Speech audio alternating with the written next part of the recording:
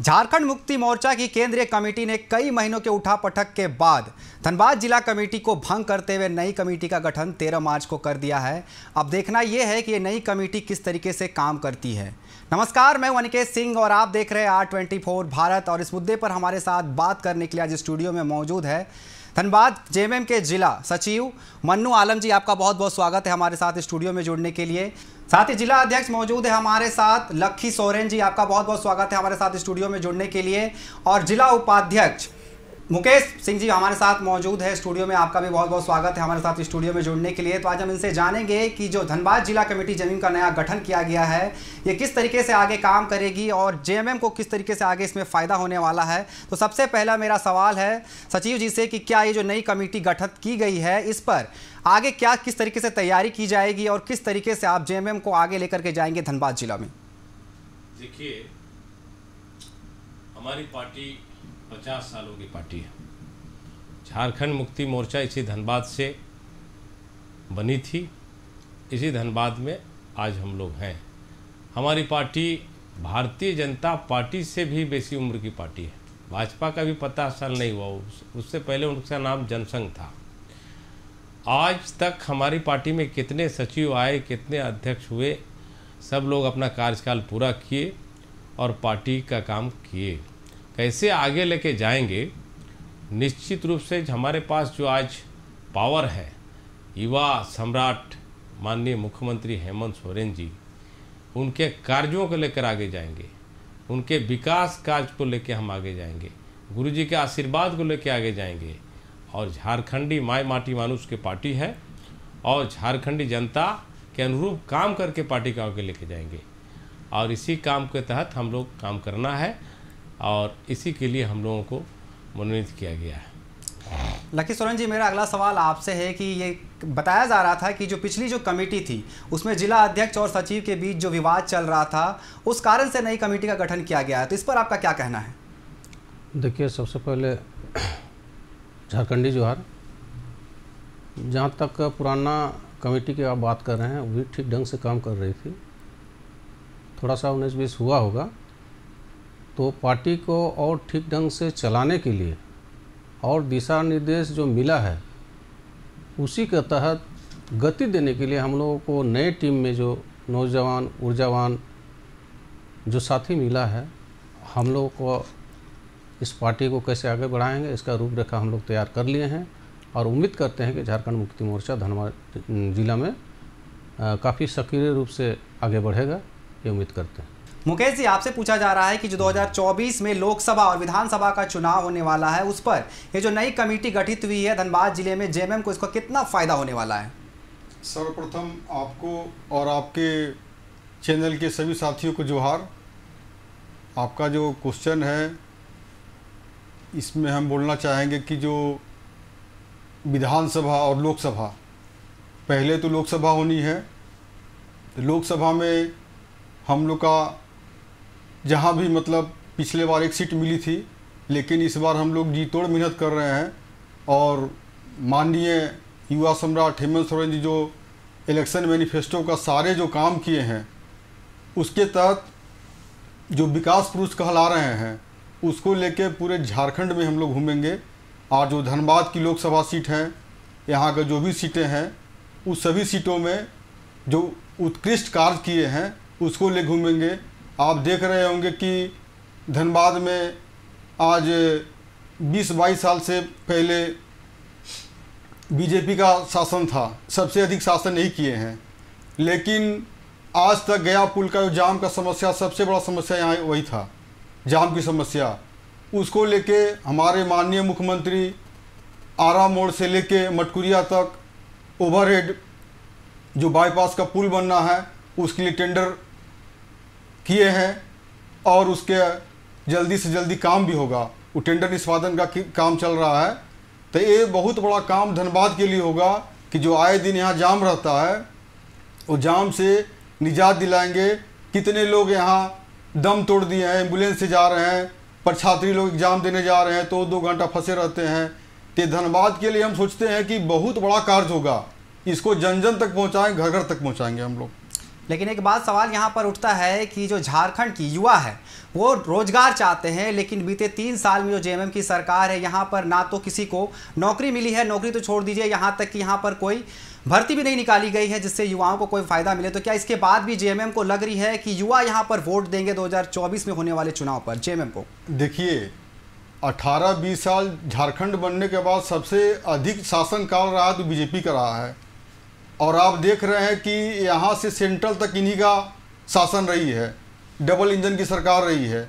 लेकिन ये 2 करोड़ नौकरियाँ देने बोले थे कि हम 2 करोड़ नौकरियाँ देंगे हर साल में। ये क्या 2 लाख भी नौकरी दिए हैं? कभी नहीं दी, कदापि नहीं। ये नौकरी लेने का काम करते हैं।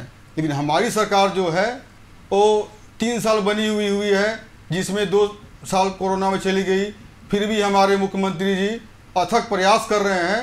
अब बारी बारी से सहियाओं का काम जो भी है, मानदेय बढ़ाना, चाहे 1932 खतियान लाना, और भी जितने तरह का कार्य है जो हमारे इलेक्शन मैनिफेस्टो में है, वो बारी बारी से हम बताना चाहेंगे, एक एक करके सभी लागू करेंगे। छात्रवृत्ति से लेकर जितने भी कार्य हैं वो सभी कार्य करेंगे और विकास पुरुष कहलाने का काम करेंगे। आपने इसे कहा कि 1932 जो है, तो ये जो है कि अभी तक पूरा लागू नहीं किया गया है। खतियान के बारे में जो बताया जा रहा था, अभी तक जो सरकार है इसको पूरी तरह से लागू करने में नाकाम रही थी। इस पर क्या कहना? युवा जो झारखंड के युवा है वो चाह रहे हैं कि ये लागू हो, लेकिन अभी तक इसको लागू नहीं किया जा चुका है, तो इस पर क्या कहना है? देखिए, हमारी सरकार में जो बहुमत से सदन में पास कर दिया गया है, पास करने के बाद तो राज्यपाल महोदय काम है। राज्यपाल महोदय तो आप समझ रहे हैं बीजेपी का है, मंशा समझ रहे हैं आप भली भांति, जिसमें विशेष हम बोलना नहीं चाहेंगे। लेकिन जो सरकार की काम थी वो सरकार वो कर। 2024 में होने वाले चुनाव में जेएमएम को जो नई पार्टी गठित हुई है, इसका कोई फायदा होने वाला है या नहीं? देखिए, टीवी डिबेट में तो सब लोग बोल देते हैं हम सब जीत रहे हैं। हम वैसा नहीं बोलना चाहते, मगर आपको मैं बता दूं कि भाजपा से अगर भाजपा जीती है तो हम ही उससे हारे हैं, हम ही लोग उससे हारे हैं। तो और एक सीट आज है, आप ही से बैठ के हम बात करेंगे जब हम धनबाद जिला में 4 सीट जीत के दिखा देंगे इस बार। देखिए, हमारे मुख्यमंत्री जी ने आज तक ईमानदारी से काम किया, और ईमानदारी से आज बिजली बिल 100 यूनिट माफ़ किया, आज सहिया का वेतन बढ़ाया, पारा शिक्षक का मामला वेतन बढ़ाया, पुराना पेंशन लागू किया, किसानों का ऋण माफ़ी किया, पुलिस का वेतन बढ़ाया। आज हमारे मुख्यमंत्री रोज आए दिन जो है कल्याणकारी कार्य कर रहे हैं। सर्वजन पेंशन जो इन्होंने दिया है, घर घर पेंशन, आपको पता नहीं होगा, एक गांव में एक भी बूढ़ आदमी 60 साल के पार बाकी नहीं होगा जिसको हमारे मुख्यमंत्री पेंशन नहीं दे रहे हैं। आज ये पेंशन, मैं समझता हूँ कि भारतवर्ष में कोई ऐसा स्टेट नहीं होगा जो इतना ज़्यादा पेंशन दिया होगा। सर्वजन पेंशन की बात आज कहीं कोई नहीं है। तो इन्होंने काम किया है, और जो सबसे बड़ा काम ये कर रहे हैं वो आप समझ सकते हैं कि ये जो आप कह रहे हैं नौकरी की बात, देखिए नौकरी की बात है, ये किसने बनाया था नियोजन नीति? कौन बनाया था 85? ये भाजपा के लोगों। लेकिन यहाँ के युवा तो मांग कर रहे हैं कि नियोजन नीति को लागू किया जाए, और साथ ही जो बीते 3 साल में है अभी तक कोई भी बहाली नहीं निकाली गई है सरकारी नौकरी को लेकर के। क्या फिर भी हेमंत सोरेन को लग रहा है कि इस बार भी उन्हें यहाँ पर वोट मिलने वाला है, और धनबाद जिले में खास करके?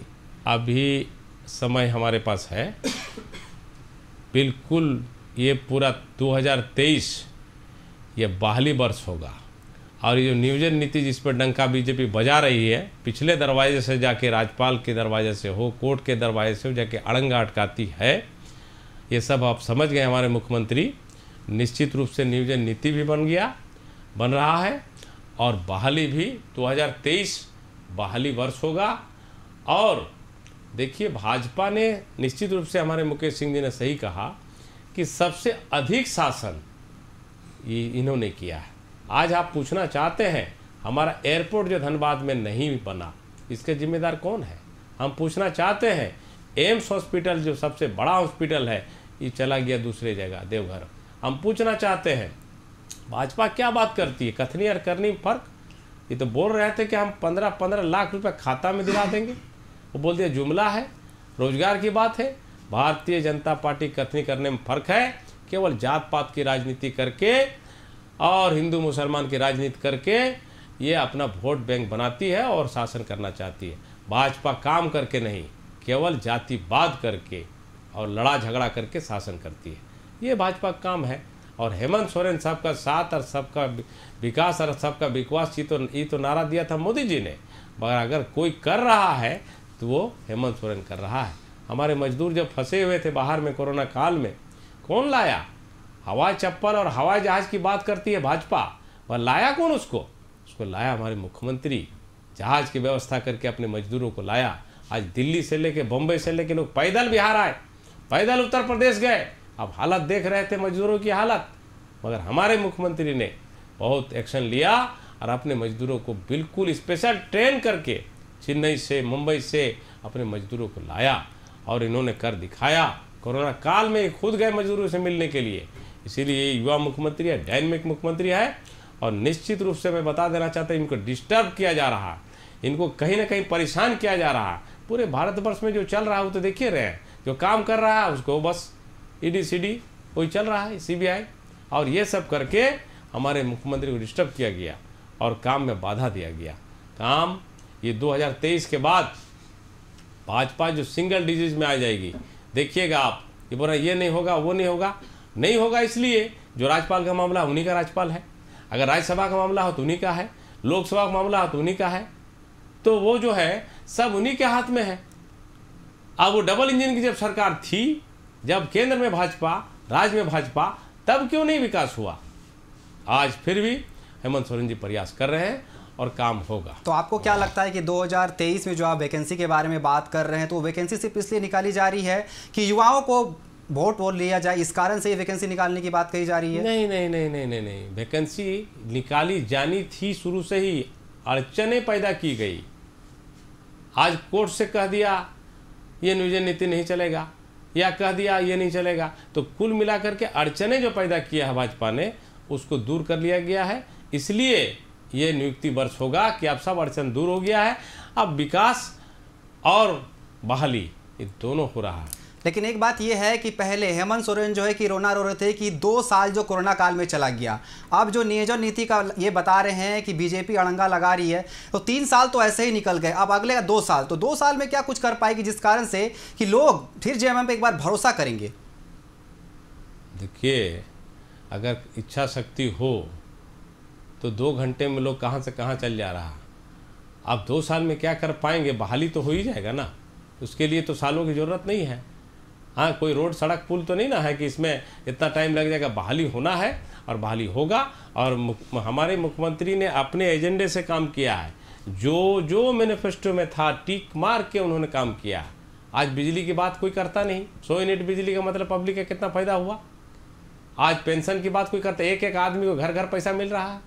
आज सारा चीज़ जो है आज गांव के गरीबों को, किसान में अभी किसानों को मिला, किसान क्रेडिट कार्ड में उनको मिला, किसान का ऋण माफ हुआ। देखिए, काम जो किया है उसको लोग दबा देना चाहते हैं, भुला देना चाहते हैं। और तो बहाली भी होगा और काम भी हुआ है और काम होगा, ऐसी बात नहीं है, काम हो ही रहा है। अब विपक्ष में बीजेपी है तो कुछ कहने को नहीं है, तो ये नहीं हुआ वो नहीं हुआ। आप क्यों नहीं कर दिए थे बहाली? अगर ये नहीं कर रहा आप क्यों नहीं किए थे? इसका साफ है कि बहाली के लिए कुछ कानूनी अड़चन होता है, कुछ प्रक्रियाएं होती है। कोई नहीं चाहता कि बहाली ना हो, कुछ समस्याएं हैं जिसको दूर किया जा रहा है। कानूनी तौर पे जब कुछ सब ठीक ठाक रहेगा तभी हम बहाली कर सकते हैं। ऐसा नहीं है कि आप इस तरह जब आप अब डायरेक्ट कोई बहाली कर लीजिएगा तब कल को आएगा कि आप गलत तरीके से बहाली किए हैं। उस अड़चन को दूर किया जा रहा है और अड़चन दूर होगा। जो हमारे शिक्षित बेरोजगार नौजवान हैं वो धैर्य रखें, निश्चित रूप से उनको मौका मिलेगा। तो लकी सोरेन जी, अब मेरा अगला सवाल आपसे है कि जब भी कोई नई कमेटी का गठन होता है तो नई विचारधारा के साथ आती है। इस कमेटी ने क्या विचारधारा अपनाया है और कैसे जेएमएम को आगे लेकर के जाएगी? जैसे कि कमेटी गठन होने के बाद आज हम लोगों ने पहला मीटिंग रखा और इस कमेटी में सभी को कुछ न कुछ टास्क दिया गया है और इस रणनीति के तहत हम लोग पूरा विधानसभा में अच्छा प्रदर्शन करेंगे। इसके लिए हम लोग आने वाले कुछ दिनों में 2-4 दिन में ही हम लोग कार्यकर्ता का जो ब्लॉक लेवल का है उसका मीटिंग रखे हैं। उसमें ये सदस्यता अभियान के साथ साथ हम लोग ये रणनीति बनाएंगे कि आने वाला विधानसभा में कैसे हम लोग जीत हासिल करें। ये भी इन कार्यकर्ताओं के साथ रूबरू होंगे हम लोग उनको सुझाव दिया जाएगा। और ऐसा है कि जेएमएम धनबाद में टुंडी से लेकर निरसा, बलियापुर, आपका बाघमारा, सिंदरी, सभी में हमारा कार्यकर्ता बिना स्वार्थ निस्वार्थ के खटते हैं। और आने वाले दिनों में जेएमएम जो है हमारे मुख्यमंत्री के ऊपर विश्वास जो है गुरुजी पर आस्था, जो उन लोगों ने रास्ता दिखाया है उसी के नक्शे कदम पर वो चलेंगे। और आज हमारा लड़ाई का दिन पिछले बार था, आज हम शासन के लिए लड़ेंगे। इसके लिए हमको मुख्यमंत्री को उनके हाथ मजबूत करने के लिए हम लोग एमएलए के जो संख्या है उसको बढ़ाने का काम करेंगे। हम उम्मीद करते हैं नई टीम जो बना है इस पर पूरा फोकस करेंगे, दिन रात खटेंगे और हमें सफलता मिलेगी। आप नई टीम की बात कर रहे हैं कि नई टीम रूपरेखा तैयार कर रही है, लेकिन जो पुरानी टीम थी उस पर जो खटास आया हुआ है उनको आप कैसे साथ लेकर के आएंगे और कैसे आगे बढ़ेंगे? देखिए, खटास तो परिवार में भी होता है, तो फिर हम लोग उनको समझाते हैं, बैठ के हल निकलता है परिवार में। तो ये तो पार्टी की बात है, काम कर रहे हैं, कहीं कुछ ऐसा हो सकता है 19-20, लेकिन ऐसा कोई खटास नहीं है। काम का पद्धति में थोड़ा सा खटास हो सकती है, तो हम लोग इसका भी पदक्षेप कर लेंगे। पुराने जो कमेटी है उसको भी साथ में लेके, उसका आवश्यकता है। पुराने बुजुर्ग लोग हैं, वो जेएमएम के प्रति इतना आस्था व्यक्त करते हुए रहे हैं, तो हो सकता है कि मन में कहीं कसक है। लेकिन जब ये आप देखेंगे कि पुराना टीम का सुझाव जब आएगा, नई टीम का जो जोश है, वो दोनों मिल के इस जेएमएम को आगे बढ़ाने का काम करेंगे। लेकिन यहाँ जो है कि जेएमएम की सरकार है वो बाकी सारे चुनाव तक करवा रही है, लेकिन धनबाद का जो नगर निगम का चुनाव है वो पिछले कई सालों से पड़ा हुआ, इसको चुनाव, एक छोटा सा चुनाव नहीं करवा पा रही। इस पर क्या कहना है? देखिए, अभी मनु जी ने भी कहा और मुकेश जी ने भी कहा, वैकेंसी का साथ साथ जहाँ तक चुनाव की बात है टेक्निकल होगा वो करें। नगर निगम चुनाव की बात आप पूछ रहे हैं, देखिए मैं बता रहा हूँ आपको, नगर निगम का मामला कोर्ट में गया है और ये कहीं ना कहीं आरक्षण का मामला है। और ये हम कह तो रहे हैं कि सब सरकार पे डाल दिया जाता है। सवाल ये है कि कोर्ट में गया कौन, और ये आरक्षण का मामला है, सब समाधान होगा, चुनाव होगा। पंचायत के चुनाव मेरे सरकार ने किया है। आज पंचायत के चुनाव जो है, मुखिया इलेक्शन, जिला परिषद इलेक्शन, पंचायत समिति के चुनाव करवाया। जब चुनाव करवा दिए तो बड़ा ओबीसी के साथ आपने अन्याय कर दिया, और जब चुनाव नहीं करवाएंगे तो कहिए चुनाव नहीं करवाया। तो इसी के लिए कह दिया कि आरक्षण तय करके चुनाव हो। अब कोर्ट में लोग चले जाते हैं, जाने वाले लोग कौन है कोर्ट में? कोर्ट में जाने वाले लोग वही लोग हैं जो कह रहे हैं चुनाव नहीं हुआ, और जब चुनाव होगा तो कहे क्यों करवा दिए। तो ये पूरी तरह से मामला साफ हो गया। चुनाव नगर निगम का भी होगा, सब चुनाव होगा। मतलब कि आपका कहना है कि जो भी सरकार नहीं कर पा रही है वहाँ उसमें कहीं ना कहीं बीजेपी अड़ंगा लगा रही है, लेकिन जो पूरे राज्य भर में और जिले भर में जो खनिज संपदाओं की लूट मची हुई है, इस पर आपका क्या कहना है? कहाँ लूट मची हुई है खनिज संपदा में, जरा बता दीजिए आप। आप आए दिन रोड पर अगर देखेंगे तो कोयले वाले, साइकिल वाले लेकर के जाते रहते हैं, हर दिन गाड़ियों को पकड़ा जाता है, अवैध कोयले से ज़्यादा ट्रक हो, चाहे बढ़ाकर से बालू, इस तरह की घटना और आम बात हो गई है। लेकिन इस पर कोई रोक नहीं करवाई, कार्रवाई भी नहीं की जा रही। इस पर क्या कहना है? बीसीसीएल का है कोल इंडिया, इनके अपना फोर्स है सीआईएसएफ, उनको रक्षा करना है। जहाँ तक सवाल है पुलिस की बात, कार्रवाई रोज होता है, डेली अखबार में आता है, आज यहाँ रेड हुआ, आज वहाँ रेड हुआ, आज छापामारी हुआ, वो जेल गए, गाड़ी पकड़ाया, रोज होता है। अब चोरी भी लोग करते हैं, फिर जेल भी जाते हैं, सजा भी होता है, सभी तरह कार्रवाई हो रहा है। चोरी करने वाले चोरी करते हैं, जेल भी जाते हैं, कार्रवाई हो रहा है। और अब रह गई बात कि यहाँ क्या है कि साइकिल वाली बात, तो साइकिल का जहाँ तक बात है कि साइकिल से लोग ये जलावन के लिए कोयला घर घर देहात में, गांव में ले जाते हैं लोग, घर में उसको चूल्हा जलाता है लोग। इस पर हमारी सरकार का क्या कहना है, नहीं करना है, मगर बीसीसीएल भी इस पर अपना छूट दी हुई है, इसीलिए लेके आता है। बीसीसीएल लोड करवाता है तब लेके आता है। बीसीसीएल के सीआईएसएफ कहाँ है? बीसीसीएल के अधिकारी किधर है? वो क्यों नहीं रोकते हैं? सुरक्षा, उनका कोयला का सुरक्षा देना तो सीआईएसएफ का काम है, सीआईएसएफ क्यों नहीं रोकती है उसको? सरकार का इसमें कोई लेना देना नहीं है। सरकार एकदम कोई भी गलत काम करेगा, कोई भी कानून का अपने हाथ में लेगा, चाहे वो कोई हो, बड़ा से बड़ा आदमी हो, वो जेल के सलाह के पीछे रहेगा, उसको कोई बख्शा नहीं जाएगा। मुकेश सिंह जी, मेरा अगला सवाल आपसे है कि जो राज्य भर में पिछले 1-1.5 साल में जो महिलाओं पर अत्याचार हो रहा है, इसको लेकर के जेएमएम की सरकार क्या कर रही है, इस पर कैसे रोक लगा सकती है? चाहे वो दुमका वाला कांड हो, चाहे उसको लेकर के दुमका में आगे भी बहुत सारे कांड हुए, और वहाँ पे विधायक नेता ने भी अटपटा बयान भी दिया था कि जब उनसे पूछा गया था। तो इस पर आपका क्या कहना है कि सरकार क्या कर रही है? जो महिलाओं पर अत्याचार हो रहा है। मुकेश जी, आपसे सवाल है देखिए, महिलाओं पर अत्याचार नहीं हो रही है। आप देखे होंगे कि एक एडीएम लॉ एंड ऑर्डर थे पहले, कुछ छात्राएं डीसी साहब से मिलने जा रहे थे, उस समय थोड़ा सा मतलब बस अभी आपने कहा कि महिलाओं पर अत्याचार नहीं हो रहा है, लेकिन दुमका से तो कई ऐसे मामले आए थे, अंकिता हत्याकांड हो, चाहे वैसे कई मामले आए थे जिस पर अभी भी केस चल रहा है, लेकिन कोई पूरी कार्रवाई नहीं की गई। आपको एक एग्जांपल बता रहे हैं कि किस तरह हमारी सरकार जो है, एक छात्राएं लोग मिलने डीसी साहब के यहाँ जा रहे थे, आप 2 साल पहले सुने होंगे, एडीएम थोड़ा सा केवल डांट डपट दिया, रोका लोग को, जबरदस्ती मिलने जा रहे थे लोग, उसके लेके हमारी सरकार तुरंत उनको ट्रांसफ़र किया यहाँ से कि आप महिलाओं क्यों डांटे और क्यों लाठीचार्ज किए।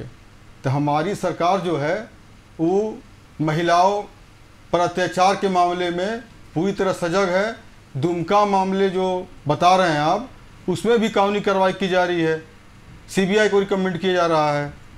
लेकिन इस तरह की घटना तो एक के बाद एक हो रही है। अंकिता हत्याकांड हुआ, उसके बाद और भी हत्याकांड हुआ, आदिवासी जो महिलाएं हैं उनके साथ भी हो रहा है, दुमका हो या फिर जामताड़ा हो, इस तरह की घटनाएं हो रही है।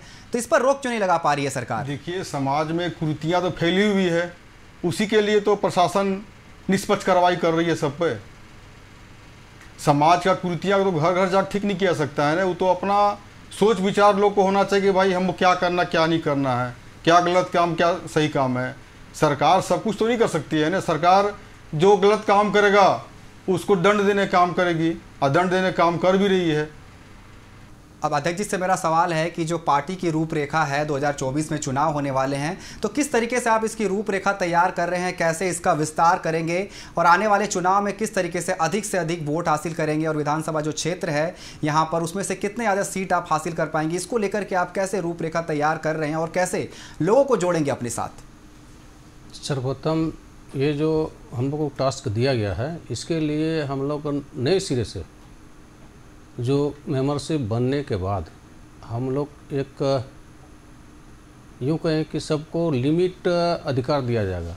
आप पंचायत वाइज ठीक कीजिए, बूथ वाइज होगा, और वो वहाँ से बूथ से पंचायत से ब्लॉक से हमारे पूरा विधानसभा में जो होगा, वो सबको अलग अलग काम दिया जाएगा जेएमएम के झंडे को आगे बढ़ाने के लिए।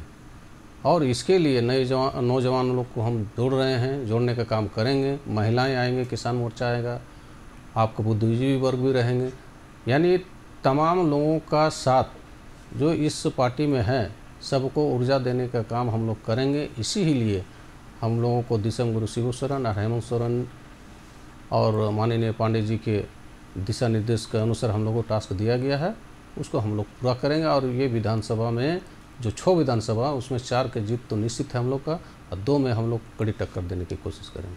और महिला कमेटी जो है उसको गठन के बारे में आप बताएं कि महिला कमेटी का जो गठन है उस पर क्या विचार है? बिल्कुल, हम लोग महिला को लाएंगे। महिलाएं हमेशा आप देखेंगे किसी भी रैली हो, किसी भी आपका मुद्दा में महिलाएं बढ़ चढ़ के हिस्सा लेती हैं। ये अलग बात है कि महिला को हम लोग जो ला रहे हैं उनका हम लोग घरेलू किस्म का, ये हमारे जो पार्टी में है अधिकतर घरेलू किस्म के हैं। लेकिन अगर रोज़गार का, जैसे कि हेमंत बाबू पूरा रोज़गार का मुहैया कराने के जो बीड़ा उठाए हैं, अगर हम लोग देखें कि महिलाएं, लेकिन रोजगार तो 3 साल में किसी को नहीं मिला है, ना ही अभी तक कोई वैकेंसी निकली है। तो क्या सरकार जो अगर बोल रहे हैं कि वैकेंसी निकालेगी, तो क्या सिर्फ वोट बैंक के लिए निकालेगी या फिर सच में चाहती है कि यहाँ के युवाओं को नौकरी मिले? देखिए, आप हेमंत सरकार का आपने कार्यकाल देखा है, आप लोग भी देख रहे हैं, आप लोग हमेशा टीवी के माध्यम से दिखा रहे हैं कि उनके जो कार्यकाल है या काम कर रहे हैं, उनसे जो विक्षुब्ध जो पार्टी है, यानी कि आप बीजेपी कह सकते हैं, उनके कार्यकाल को किस तरह उसका डिस्टर्ब किया जाए। जैसे मनोज जी ने कहा कि आप चुनाव कराने के मूड में है, लेकिन बीजेपी कहते हैं कि भाई ये तो ओबीसी को हम लोग आप कुछ तरजीह नहीं दे रहे, या ये और किसी की तरह। तो सरकार चाहती है कि रोज़गार मिले, लेकिन कहीं ना कहीं विपक्ष इसमें लगा हुआ है, ईडी जो भी है उसमें डिस्टर्ब करने की। आप देखेंगे आने वाले दिनों में एक रूपरेखा तैयार किया गया हमारा, 3 महीने के अंदर आपको रिजल्ट मिलेगा, हमारा जो रोज़गार से संबंधित भी मिलेगा, और आपका जो पार्टी का जो रूपरेखा है हम लोग तैयार कर रख रहे हैं। ये 3 महीना में आपका रिजल्ट मिलने जा रहा है। और जो प्रखंड कमेटी है उसको लेकर के आपका क्या कहना है? प्रखंड कमेटी नो डाउट हमारे केंद्रीय समिति के लोग और संयोजक मंडल जो थे वो बना के गए हैं, उसको गति देना है।